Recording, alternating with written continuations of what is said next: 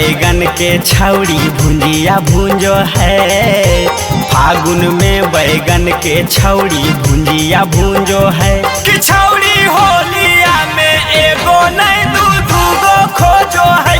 कि छौड़ी होलिया में एगो नहीं दूगो खोजो है। रबड़ के चोली साया चैन वाला पिन्हो है।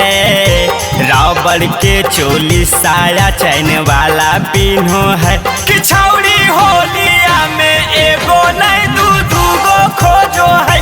कि छौड़ी होलिया में एगो नहीं दूगो खोजो है।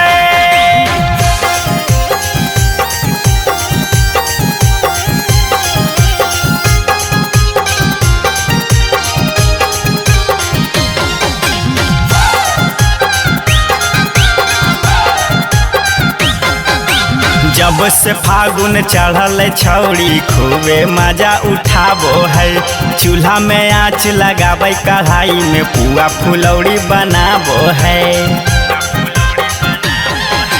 जब से फागुन चढ़ल छौड़ी खूबे मजा उठाबो है। चूल्हा में आँच लगाबै कढ़ाई में पुआ फुलौड़ी बनाबो है। सांझे भोरे अपन बरतनमा मांजो है।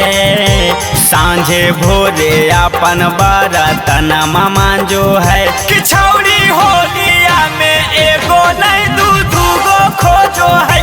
कि छौड़ी होलिया में एगो नहीं दूगो खोजो है।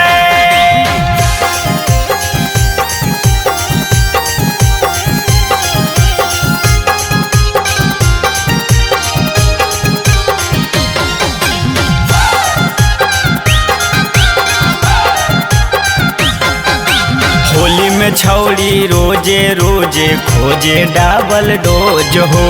कबो नदी कबो नहर में जाके करा है खूबे मौज हो। होली में छौड़ी रोजे रोजे खोजे डबल डोज हो।